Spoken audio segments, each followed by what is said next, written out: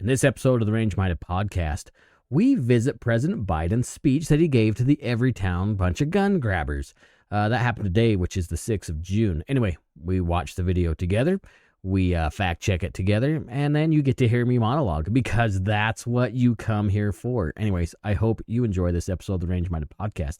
Episode 245. Wow, we are crushing it. Anyways, I hope you enjoy this episode of the Range Minded Podcast. Good luck.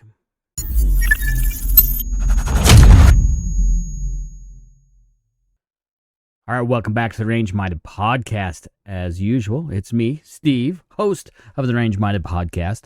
And this is going to be kind of a different video, but probably not really. And you know what I just realized as I was setting up for this recording?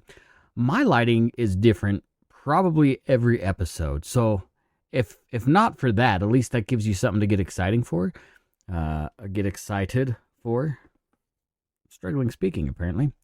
As par for the course. But anyway, I've noticed that sometimes I have this nice soft light. Sometimes my blue light's not turned on in the back. It is what it is. Sometimes it's brighter. Sometimes it's not. What do you do? Well, I just ignore it. You can do whatever you like and hopefully just enjoy this episode of the podcast. Anyway, back to what we're talking about. So, President Biden gave the Everytown gun safety speech today. There was some kind of a convention or whatever for the gun grabbers. Anyway, which was interesting because today was also the same day. As I'm recording this is the 11th of June. Yeah, looking down there, I had to double check because it's the 11th of June. My goodness, where is this year going? Which the 11th happens to be the same day that Hunter Biden received his guilty verdict from his court case. Now, we're not going to get into the Hunter Biden thing. Some hate it, some like it, some feel like he deserves everything he gets. Others feel that if you're pro-gun, then you need to be pro-gun 100% and disagree with the verdict. Whatever, I'm not going to get into that. You can think any way you like about Hunter Biden. I personally think he's a piece of garbage. He's kind of a deplorable human being, and not in the Hillary sense. But be that as it may, it is what it is. Like I said, we're not going to get into it.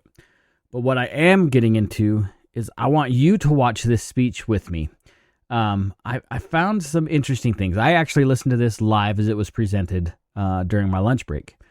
So this is not new. Of course, now sitting down here with you watching this tonight, maybe I'll see some things or hear some things that I didn't notice the first time through. And we'll talk about these things together, and we'll see where this speech goes. Now, I'm actually going to air this in the entirety.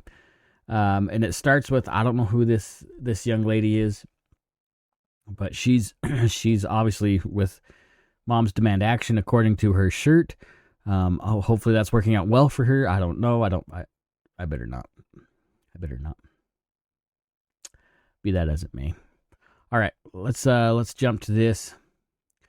And we'll go play by play. We'll probably pause and play and pause and listen to the bumbling idiot in the White House. So here we go. Hope you enjoy. I often called him Bud because he was my rosebud. A rosebud signifies beauty and purity. Oh, let's see. That's pretty quiet. But on April the 7th, let me pause that real quick. I want to make sure you guys hear everything possible here. Maybe I need to check it on here. That's all. Oh, there it goes. All right. 1 month after his birthday, that's still really quiet. My beautiful bud, Juwan, was shot and killed by another teen playing with an unsecured firearm. I never imagined when I spoke with my child on the phone just hours before, it would be the last time that I would hear my baby's voice. As adults, I got that cranked all the way up. We're responsible for keeping our children safe. And that's why I am here today.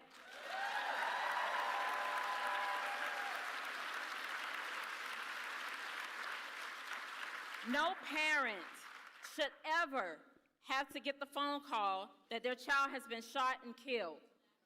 No young person should ever have to grow in fear of being shot and killed. None of us deserve to live like this. But today, I feel hopeful. It means everything to me to know that I have a president who understands the importance of preventing what happened to me from happening to others. You guys remember that my child's school was shot up. His leadership on gun safety honors Jawan and the countless people who have been taken by senseless gun violence in this country. We last shared a stage together at an Everytown forum in 2019, and I can say today, standing here right now, he stood true to his word on the urgency of creating a safer future for families like mine and yours. And all across the country. And his lifelong dedication to a safer America means that together we are working to protect our families and communities from preventable pain and tragedy. I am proud to stand with him, and it's now my greatest honor to introduce him. Ladies and gentlemen, the President of the United States. Just realized I was wearing the wrong color shirt for this.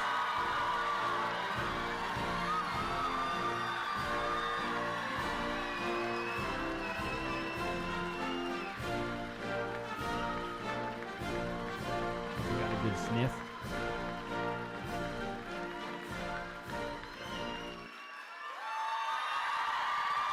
I can barely walk. Thank you.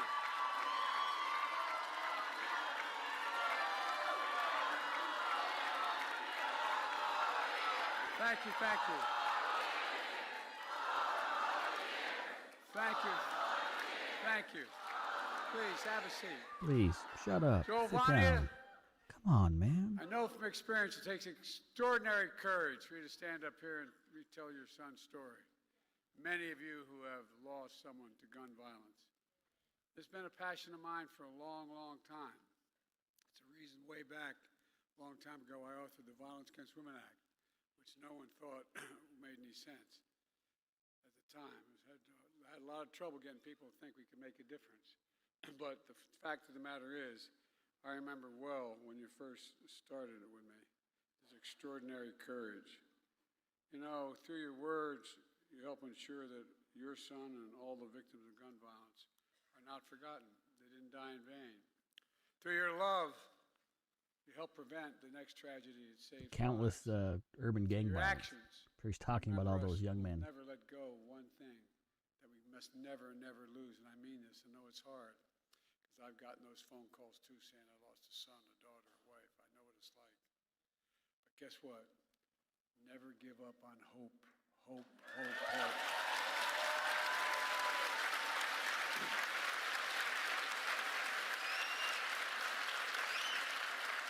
I give you my word, I know what that feels, that black hole when you receive that phone call. It seems like your black hole in your chest, you're being sucked into it. Just showing up here, all the work you've done, take some courage because it reminds you of the moment you got that phone call. It reminds you, no matter how long it goes. It's hard. Now again, I know that black hole feeling that he's talking about. I didn't lose a child in a school shooting, but my child's school had a shooting. It was one of the roughest days of my life. We've talked about it multiple times, and I've shared my feelings about about my discomfort and frustration of that day. How dare these people use these tragedies to withdraw the freedoms from you and me? How dare they? You should ought to be ashamed of yourselves, Mr. President and the rest of these people. But you're making such a difference. The main reason I'm here to say, and I mean this from the bottom of my heart.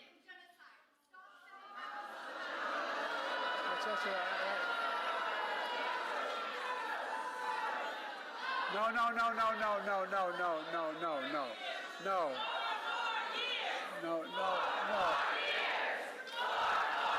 Okay, hold on. What was said there? Folks, I mean this from the bottom of my heart.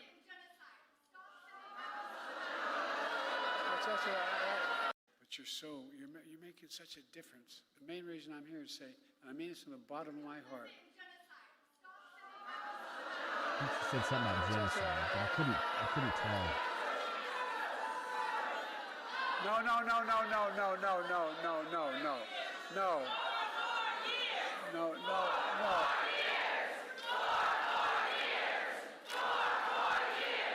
Folks, folks, it's okay. Look, they care. Innocent children have been lost. They make a point. Come on now. Part of the speech. Thank you for honoring gun violence survivors.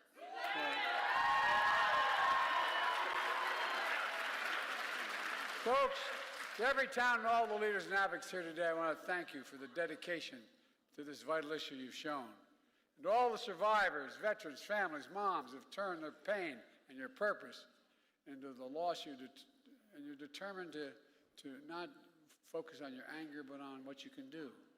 Look, folks, you've helped power a movement that is turning this cause into reality, especially young people who demanded our nation do better to protect us all, who protested, who organized, who voted, who ran for office, and yes, who danced on the marched for graves their of their lives. classmates. From my perspective, today is about celebrating you. You're the reason I'm so optimistic about the future of our country, and I mean that. In 2 weeks, we'll mark the 2nd anniversary of the Bipartisan Safer Communities Act.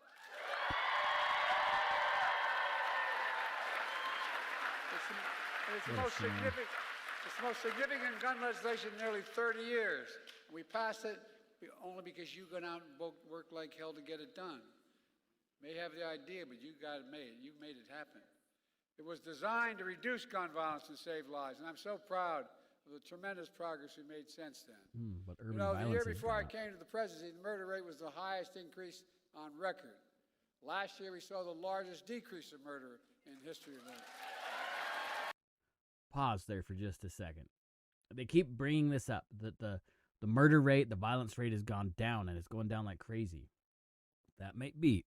I need to dig into those numbers so that we're getting fair statistics. I want to know exactly where those numbers are coming from, and I'll dig them up for you. Excuse me. But because, correlation doesn't necessarily mean causation, but gun ownership is the highest it's ever been.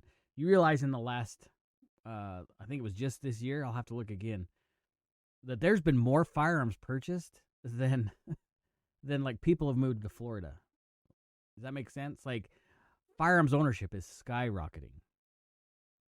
Of course, they're not going to tell you this, that maybe a peaceably assembled person or body of people that civilly carry gun, responsibly carry firearms, maybe that has something to do with it. The demographic that's buying the most firearms are like 21 to 28-year-olds, like the young bracket right now. The people that are tired of seeing the violence in their neighborhood, the people that are wanting to run for office to boot out jackbooted thugs like this guy. Firearms ownership is at the highest it's ever been. Yet violence is at the lowest it's ever been. Weird.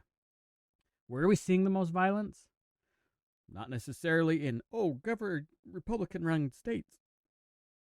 Well, that might be a Republican governor, but it's not a Republican mayor in those cities. Don't buy the statistics. Let's listen to more of this. And those rates are continuing to fall faster than ever. Last year, we also saw one of the lowest rates of all violent crime in nearly 50 years. Murder, rape, aggravated assault, robbery, all dropped sharply. That's weird, because the Along news with doesn't burglary and reflect that, property right? crime. This matters.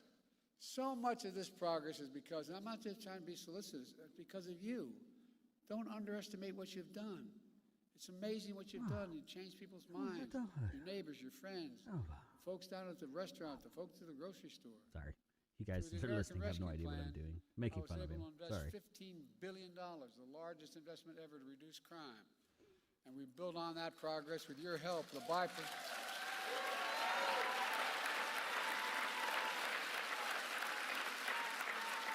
Through the Bipartisan Safer Communities Act. And here's how. First, the Act's helping reduce community violence and domestic violence. It invests $250 million in violence intervention programs all across the country. Increase the bureaucracy. My daughter's a social worker working with violence against women. What people don't realize is these things matter. They change attitudes. We've already funded nearly 80 programs and counting. We also make gun trafficking and straw purchasing a federal crime for the first time, giving prosecutors a legal. Side note, I know, I keep pausing. Straw purchasing and illegal gun trafficking have always been illegal. At least since the Nix check was created, right? So at least since the 90s. Trafficking guns has been illegal since as long as I can remember anyways. Again, he's lying.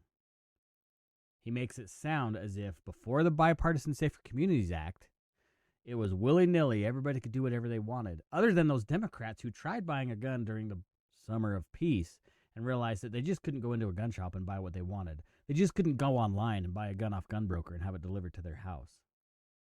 He's lying. Many of you already know that. Let's carry on.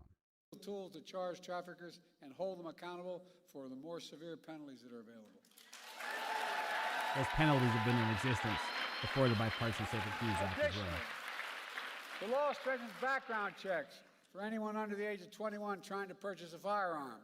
And it's about time. There's more we have to do there. It's a big deal. Big deal. Since the law was passed and implemented, the FBI stopped more than 700 sales of firearms for individuals under the age of 21. And about 20,000 unlicensed firearms dealers are now required to become licensed to run background checks. That means private citizens, by the way. Which will keep guns out of dangerous hands. 20,000 private citizens. The Act helps stop mass shootings, provides $750 million to states to implement the crisis interventions, like red flag laws that temporarily remove firearms from those who are endangered themselves. Legal search and seizures.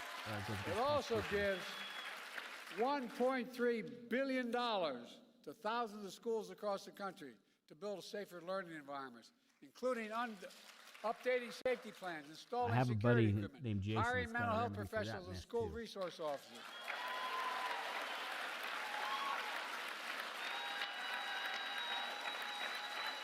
We got thousands of veterans that could do that. I'm married to a full-time teacher. I get it.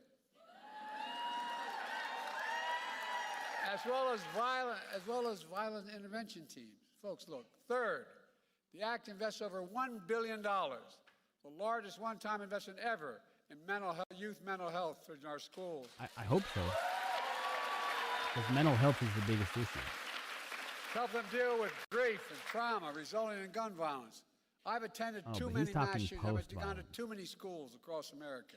It needs to be Looked pre-violent. at the faces of those young children who made it, and look at all the families that lost somebody. It's tragic, but it needs help. They need help to get through it. It includes an additional 14,000 health professionals to be hired and trained in our schools, to work in our schools full time. That should be done pre-incident. By the way, locking kids in their house for almost 2 years, telling them the world's going to end and their parents don't know anything. My goodness, don't know anything. You think that could cause a problem? You think feeding these children full of fear that the world is going to end and nobody's going to do anything about it, do you think that might be causing some harm? Do you think pumping them full of fake influencers from online whatever apps, you think that has some problems to do with creating anxiety? Nah, apparently not. It's the gun. It's the gun that causes the problem, right? And over 170,000 Americans across the country have been trained to identify when someone is having a mental health crisis, connect them to the help they need. By the way, one of the reasons I wrote the latest veterans bill was because more veterans and more active duty personnel are dying of suicide than any combat zone. And they're going to tell you that that suicide is due to a gun, not by use or whatever. They're telling you that the gun is causing these suicides. The gun is an inanimate object. Yeah, people choose the firearm because of the finality of it. If there wasn't a gun, they would poison themselves with alcohol or drugs. I have seen that. They're going to swerve into traffic. They're going to find other ways to end their life. The gun does not cause suicide. Don't ever believe that. It is an object. It is an avenue to create the end of their despair. That's it. It doesn't create the despair itself. It matters. And folks, this historic law is already saving lives, but there's still so much more to do to maximize the benefits of the bipartisan safety. We need to take more freedoms away. That's why last September, I established the first ever White House Office of Gun Violence Prevention.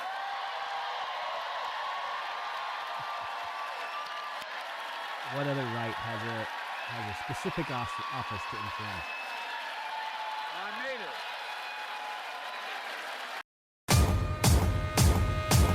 Get ready, drop the confetti.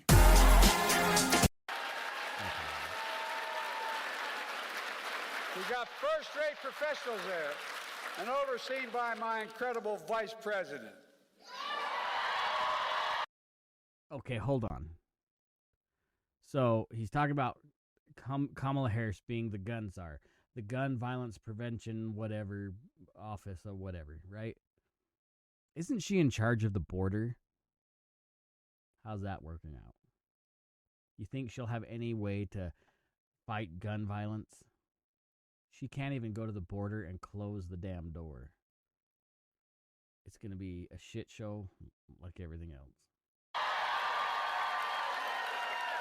He was a pretty fierce prosecutor as well. To drive and coordinate government and a nationwide effort to reduce gun violence in America, that's why we did it, and to send a clear message about how important this issue is to me, to you, and to the entire country. Folks,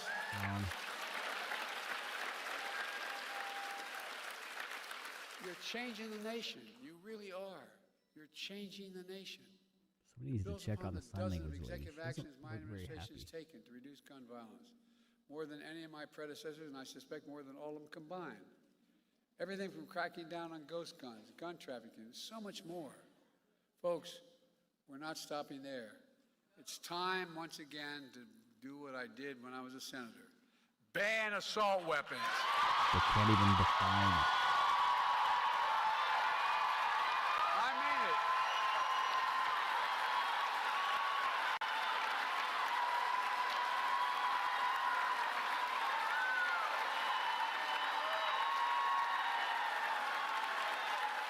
I'm curious to see how full that room actually is. Thank you. Dozens and dozens of Who women. in God's name needs a magazine which can hold 200 shells? Nobody, that's right. I remember when I was campaigning when I was a 200 senator, shells. going through He must hate the through beach, by the way. wetlands of Delaware, All those shells. Read all the people who were most upset with good me, Lord. the fishermen and the hunters. And I came across a guy who was fishing, and he said, "You want to take my gun?" And I looked at him, I said, "Yeah, I don't want to take your gun. You're allowed to have a gun, but I want to take away your ability to use an assault weapon." And it, well, no, this is how the conversation went. He said, "What do you mean I need that gun?" I said, "Guess what? If you need 12 to 100 bullets in a gun and a magazine, you're the lousiest shot I've ever heard." I just want to bet that interaction never took place. I'd love to talk to that guy. I bet he doesn't exist. And to his credit, he looked at me and said, "You have a good point."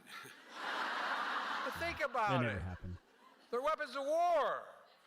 No, they're not. And by the way, it's time we establish universal background checks. So he's pandering to this group of angry white By the women. way, and require the Using- safe storage of firearms. We should and hold. using these buzzwords. We should hold families These women don't even know what he's responsible talking about if they half don't this provide stuff. those locks on those guns. If in fact, because By the way, NSSF 3 of these major provides crime locks for scenes guns I for free, visited actually. were ones where the mother or father left open, left the stuff out on the desk, left it out on the table. Spit it out, Joe. And the kid came and used it. And by the way, this is most important. The only industry in America that has immunity are gun dealers. We got to end it. What End it now. about pharmaceutical No, I mean companies, it. Joe? What about the medical community, Joe? What about the federal government, Joe? That's absolutely Imagine. Imagine if we gave tobacco an exception, they could not be prosecuted. Tobacco is not a What protected would right, happen? Joe. We'd still 1,000 more people be dying of cancer because of smoke inhalation. It's time to increase funding for the Bureau of Alcohol, Tobacco, and Firearms and Explosives and other law enforcement agencies as well. What's he calling it? Ready? Solve the crimes faster. Look, unfortunately, it's the only partisan thing I'm going to say. The congressional Republicans oppose all of these, every one of these.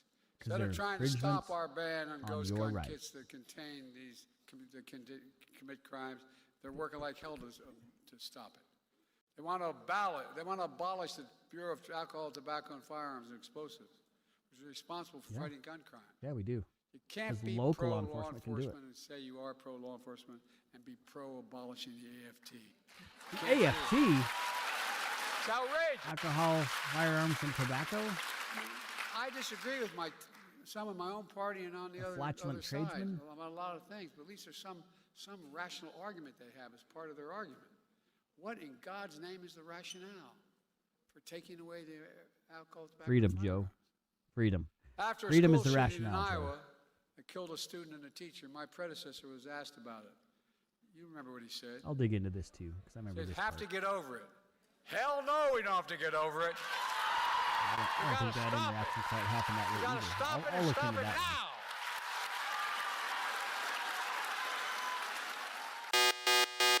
Did you wonder what Trump may have said during that particular speech from the President Biden just mentioned when he told people to get over it? Oh, well, you look at this. It's the section of Trump's speech when he told people to suck it up and get over it. Let's listen to see what he really said. Whatever you have to bring. Before going further, I want to send our support and our deepest sympathies to the victims and families touched by the terrible school shooting yesterday in Perry, Iowa. To the entire community, we love you, we pray for you, and we ask God to heal and comfort really the whole state and the pain that you have. This is something that's very unique to your state. We're really with you as much as anybody can be. It's a very terrible thing that happened, and it's just horrible to see that happening. That's just horrible. So surprising to see it here. But we have to get over it. We have to move forward. We have to move forward. But to the relatives and to all of the people that are so devastated right now, to a point they can't breathe, they can't live, we are with you all the way. Thanks, Forbes, for popping that video up for me. It came up quick when I searched for it. That's funny. He didn't say, just get over it. Just get over it. He said, we're praying for you. We're with you. It's a tragedy. We need to get past this. We need to get over it. That's what he's saying. Out of context much, Joe? Out of context much? Yeah, I think so.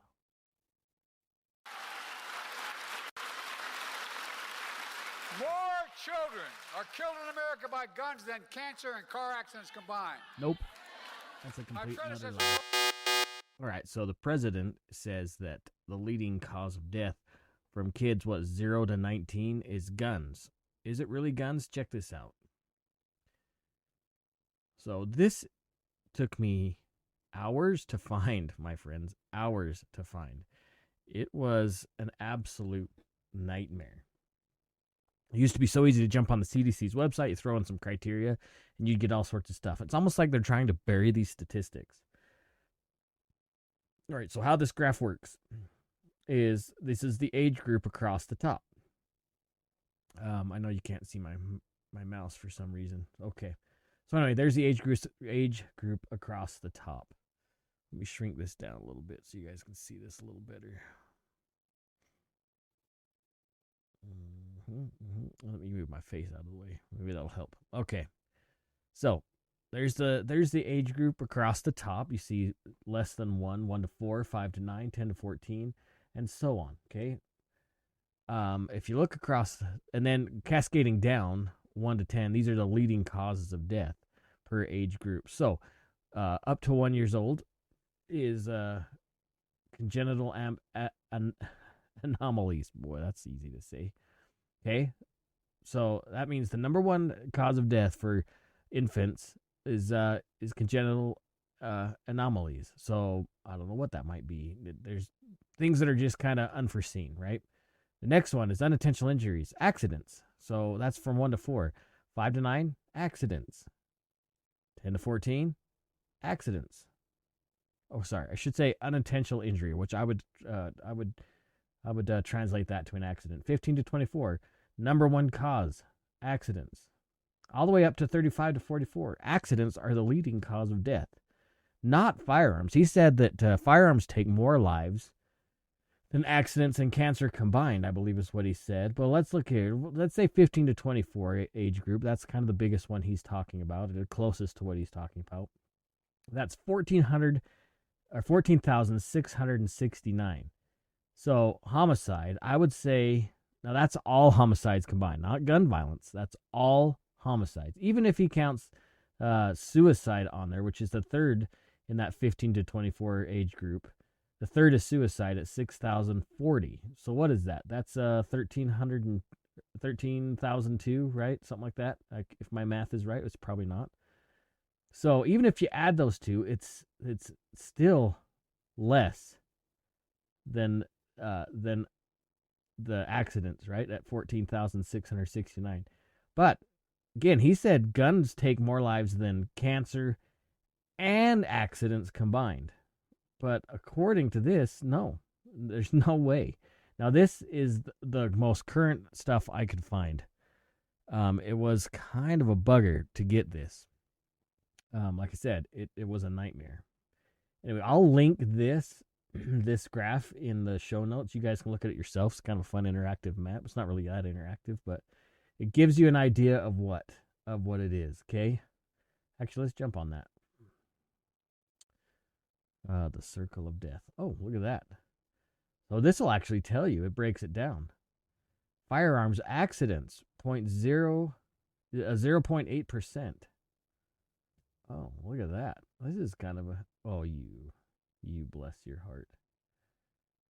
Okay, well, I'm going to have to find that again. Look at that. Sneaky little data. Oh, it's this one right here. All right. Well, that is pretty neat, folks. So, basically what I'm telling you is the gun grabbers are lying to you. Okay? That's basically what I'm telling you. The NRA convention recently. He's proud that, quote, I did nothing on guns when I was president. We covered that. He said president did nothing. Former President Trump did nothing to stop gun violence or to take away guns or whatever. Whatever he said. Let's just see. Shall we see?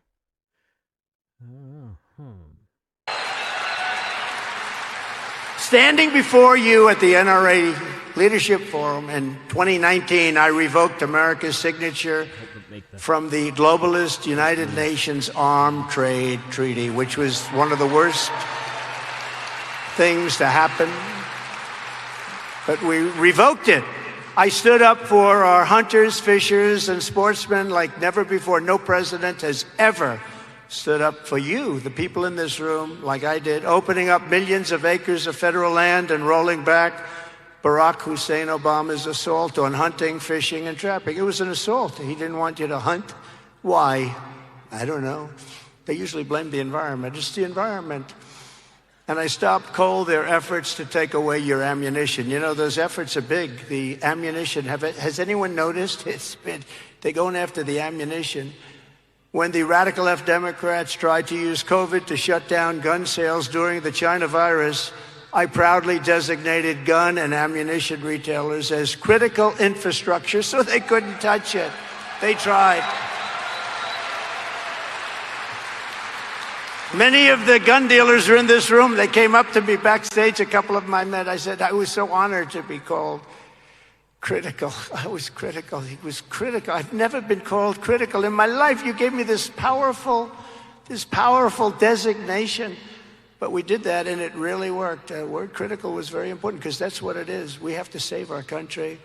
My administration also petitioned the Supreme Court to overturn New York City's unconstitutional ban on transporting handguns outside the home. They say you can't do it, and we overturned it. And in a landmark case 2 years ago, the court affirmed that The right to self-defense does not end when you step outside the front door of your house. We won it.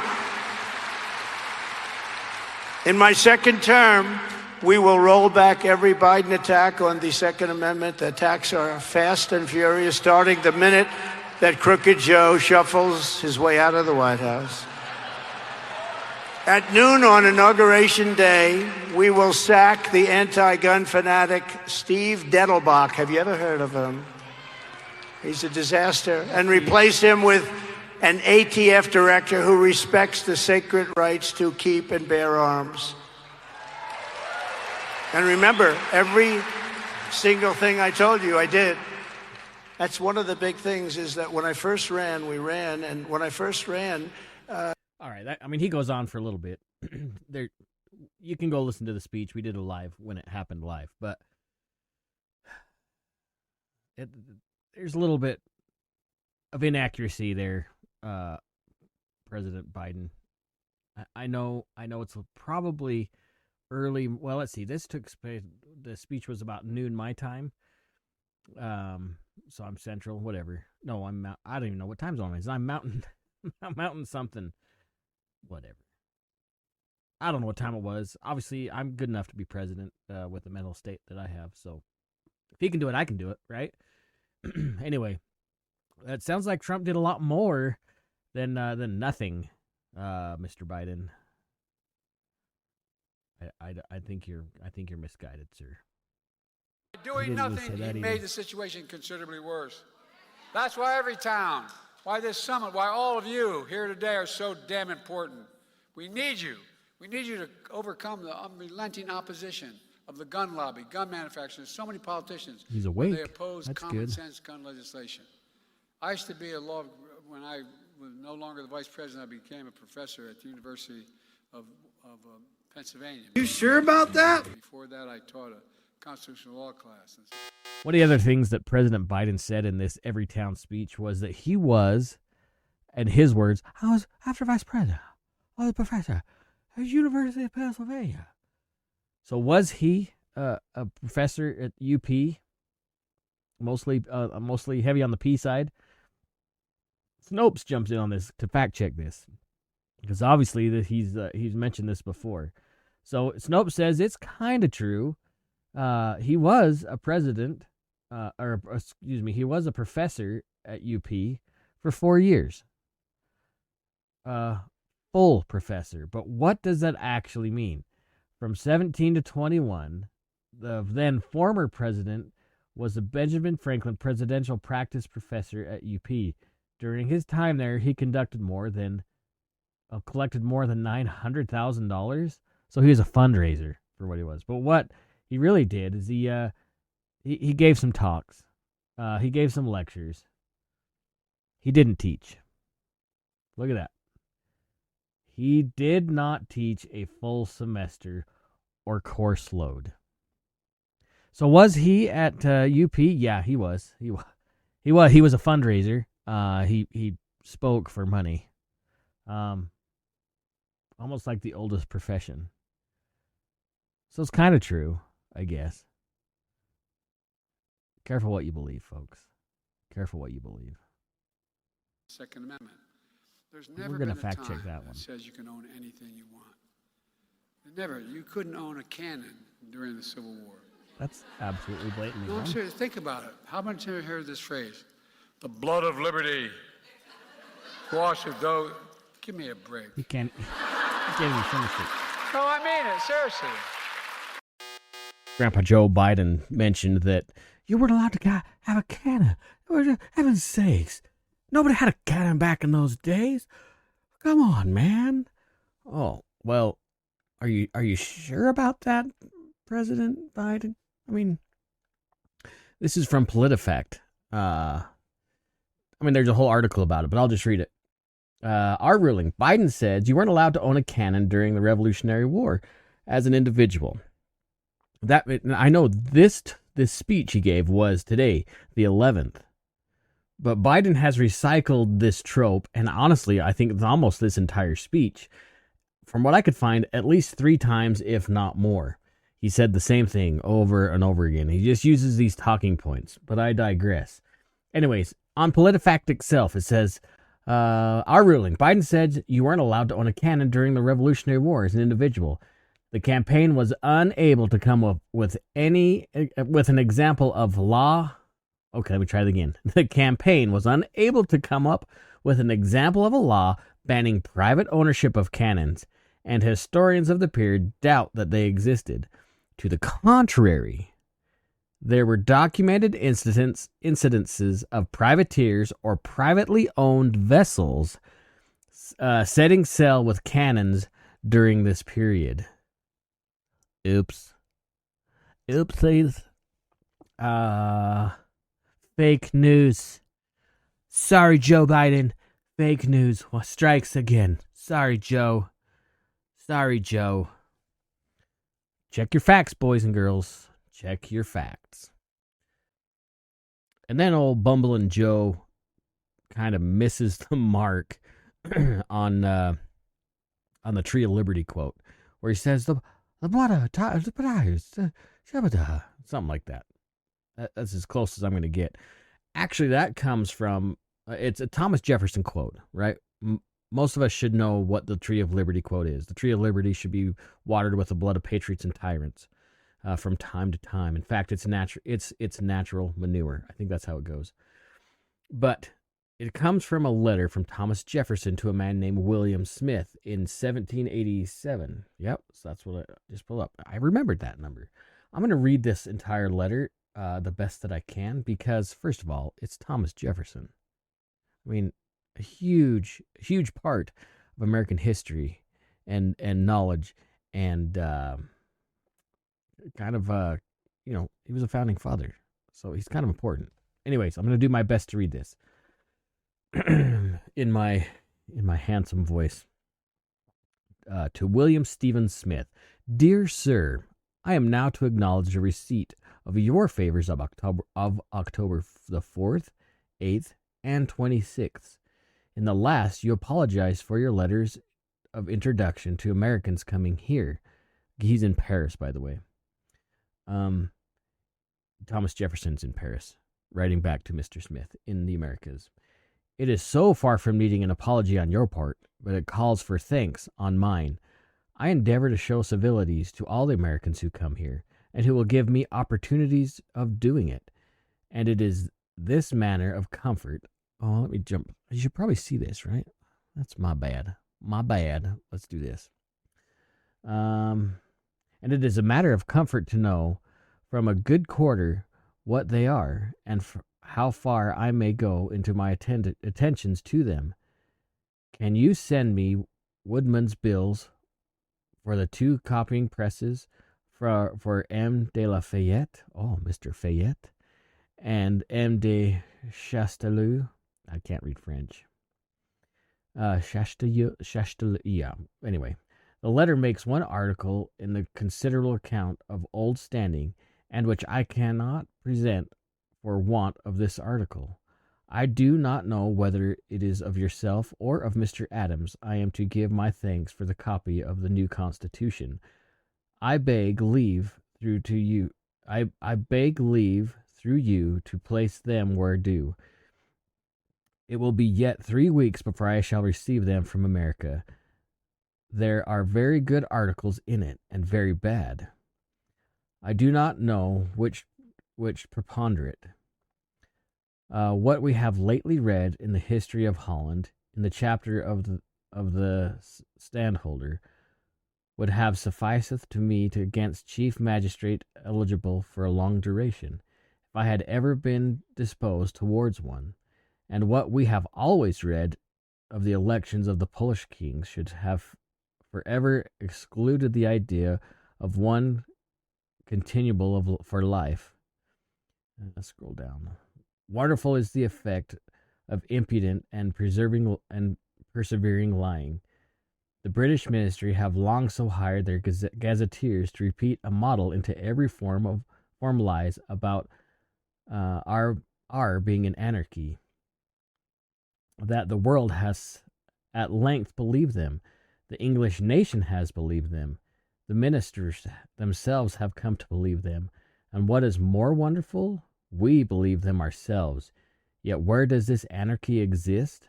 Where did it ever exist except in the single instance of Massachusetts? And can history produce an instance of a rebellion so honorably conducted? I say nothing of its motives. They were founded in ignorance, not wickedness. God forbid we should ever be 20 years without such rebellion. The people cannot be all and always well informed. The part which is wrong is to be discontinued in the proportion to the importance of the facts they misconceive. If they remain quiet under such misconceptions, it is lethargy, the forerunner of death to the public liberty. We have had 13 states independent, 11 years. There has been one rebellion. That comes to one rebellion in a century and a half for each state. What country before ever existed a century and a half without a rebellion? And what country can preserve its liberties if their rulers were not warned from time to time of their people preserve the spirit of resistance? Let them take arms. The remedy is to set them right as to facts, pardon and pacify them. What signify a few lives lost in a century or two? The tree of liberty must be refreshed from time to time with the blood of patriots and tyrants. It is its natural manure. Our convention has been too much impressed with the insurrection of Massachusetts, and in the spur of the moment, they are setting up a kite to keep the hen yard in order. I hope in God this article will be reflected before the new Constitution is accepted. You ask me if anything transpires here on the subject of South America, of S America. Not a word. I know that there are combustible materials there, and that they wait their torch only. But this country probably will join the extinguishers. The want of facts worth communicating to you has occasioned me to give a little loose dissertation. We must be... It's hard for me to read these letters sometimes. We must be continued to amuse. When we cannot inform. Present my respects to Mrs. Smith, and assured of the sincere esteem of dear sir, your friend and servant, Thomas Jefferson. All right. Hopefully you endured that reading, because I thought it was very interesting and telling. I love this letter. It's important that you understand that. Look, let them take up arms. Huh? Do you want me to read that again? Let them take arms. The remedy is to set them right as to facts, pardon and pacify them. What signify a few lives lost in a century or two? The tree of liberty must be refreshed from time to time with the blood of patriots and tyrants. It is its natural manure. The president doesn't know how to give this quote because he doesn't understand the quote. It is about the people to keep tyrants in check. When you understand and read the whole letter and what's in front and you got to have it in context, really. Let them take up arms. But the president doesn't know how to understand this. So there you go. Fact check, Mr. Prez. Fact check. Fake news. And by the way, if they want to think to take on government, if we get out of line, which they're talking again about, well, guess what? They need F-15s. They don't need a rifle. Tell that to Folks, the Taliban, look, this Joe. is crazy what we're talking about. Remember those guys you gave all that? Because whether we're Democrats or Republicans, we want our families to be safe. We all want to drop them off at a house of worship, a mall, knows he's got a this movie theater, a school, without looking worrying face. it's the last time I'm going to get to see them.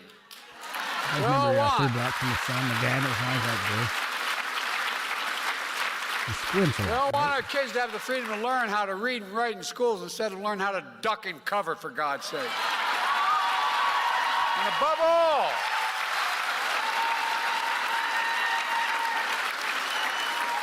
And above all, we all agree, we are not finished. Look, Not the only ones, Joe. no single, Not the only no ones not single finished. action can solve the entirety of the gun violence epidemic, but together, our efforts, your efforts, are saving lives. You can help rally a nation with a sense of urgency and seriousness of purpose. You're changing the culture. And we've proven we can do more than just thoughts and prayers. Just more than thoughts and prayers. You're changing politics. You're proving that you're Freedom powerful is and you're greater than relentless. And I safety. mean that. Let me close with this. I know many people here have been impacted by gun violence and are tired and Me too, frustrated. Joe. Me too. I'm not going to give up my freedoms. Sorry. I know. I've been to too many. I've literally spoken with well over 1,000 families at these events that I've attended, mass shootings. And look in their eyes. You can almost feel that black hole they feel in the center of their chest, like they're being sucked in. There's no way out.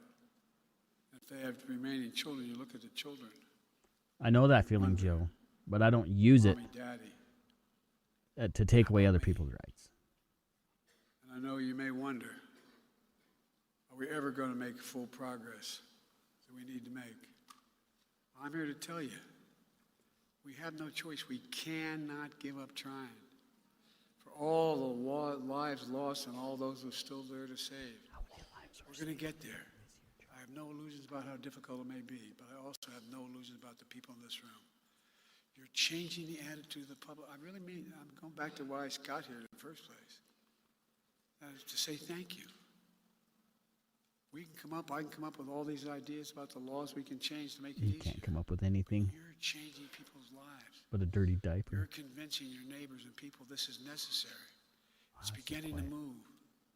Look what we've already done around the community. Look at the movement you've built, the elected officials standing with you. Look at all the mothers' organizations across the country. Mr. President, you are making a change too. I love you so much and God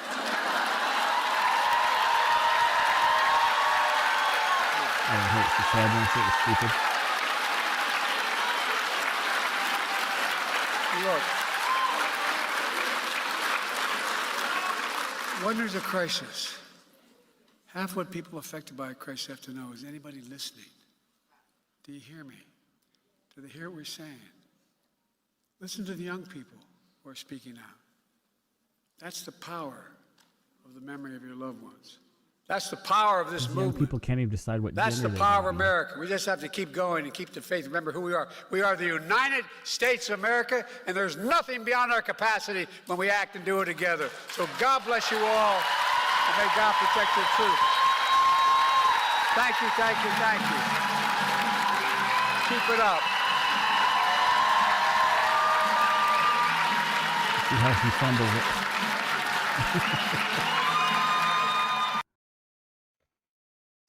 I find it disturbing that the president says, and then they think they want to get out of line, and really? It's like we're children, like we need to be spanked and sent to our room. Oh, and then he says you need F-15s to fight. You heard me say something like, "Oh, tell that to the Taliban, Joe." We were getting our ass kicked by a bunch of farmers. How about Korea?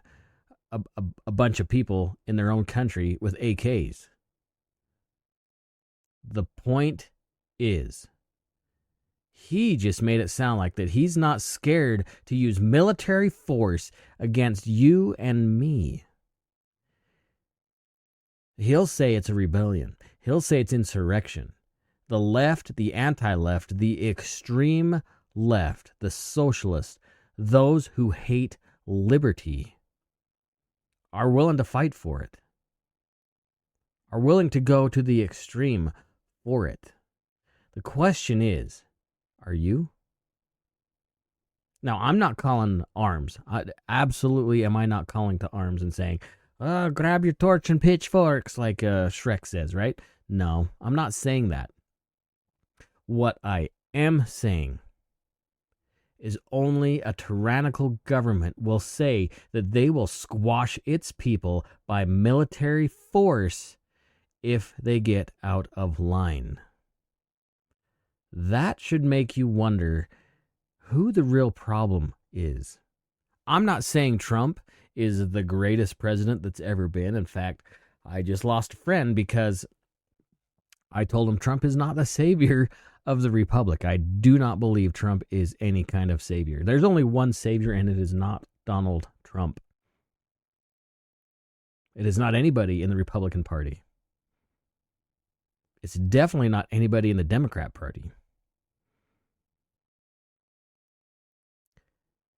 We, the people, in order to form a more perfect union, you need to understand that this country was brought forth out of obscurity. I'm not going down the avenue of, I was stolen land. Shut up. Shut up. This country was particularly set aside for a reason. There is a reason why people flock to the United States and have for a very long time. It was set aside by God for the purpose of freedom. From way back when they left England and landed on Plymouth Rock to today, the purpose of this country was to be a place of refuge, not refuse, a place of freedom, not tyranny. And only haters of freedom will pollute the liberty, will pollute the blood of the men who fight and who die for you and for me. They will justify evil behavior to manipulate our freedoms away. The key to fighting tyranny is we, the people. A portion of that key, one of the little teeth on that key is education. Is you knowing the history of this country. Of you understanding the plight of the founding fathers and everything they went through to get us here today. The answer is you and me. The founding fathers weren't perfect. We're not going to pretend that they were perfect. We all know that they were imperfect. There is no perfect human being living on the earth. We all make mistakes. But still, the key is unity. We do not live in a democracy. The country was never set up to be a democracy. It is set up and needs to be kept as a representative republic. Because the republic involves we, the people. I know Joe Biden just seems like a decrepit, senile old pants pooper. I get it. But that doesn't mean there's other people pulling the strings, manipulating the system, and causing problems. They're disruptors. That's what the extreme left, I'm not talking Democrats, I'm talking extreme left. Guess what, folks? There's extreme left in the Republican Party. There are people who represent us, willing to sell us down the river for a few bucks. Wake up. Wake up.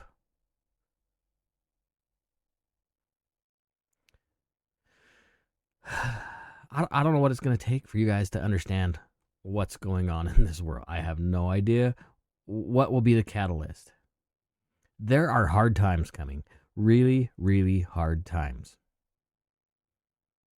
Get your house in order. Figure it out. You are high time. Like, it is almost too late. It's the 11th hour, okay? It is almost too late. Not yet. I refuse to think it is, but it's close.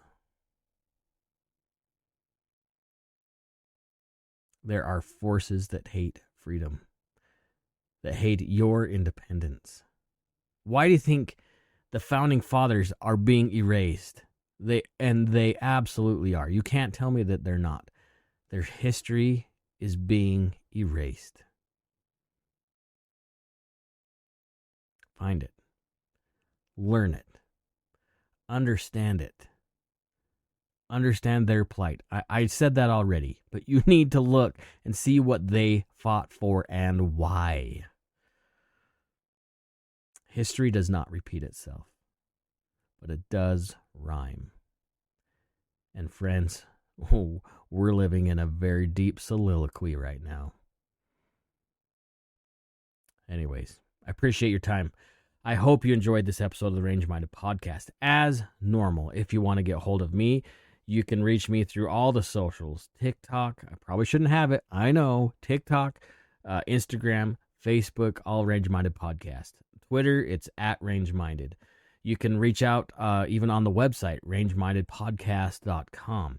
If you're interested in buying some patches, I have 2 patches still available. They're actually running thin, so if you want to order, you better hurry. One's the official Range Minded patch, if you like morale patches anyways. And the other one is the Dangerous and Unusual Platypus patch, which has actually been kind of a hot item. So check them out. If you want one, you're just going to have to DM me. I don't have it set up for sale on the website.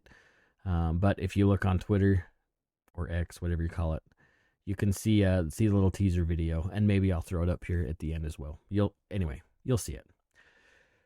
Be safe. Get your houses in order. The storm's coming. Take somebody shooting. We need to propagate the future of this country, and that comes from sharing our freedoms with others. And that includes taking somebody shooting. I know it's expensive. It can be scary and frustrating. It's okay. Share your love for the Constitution. Share your freedoms with others. It's important. Be safe, you guys. Love you. Good night.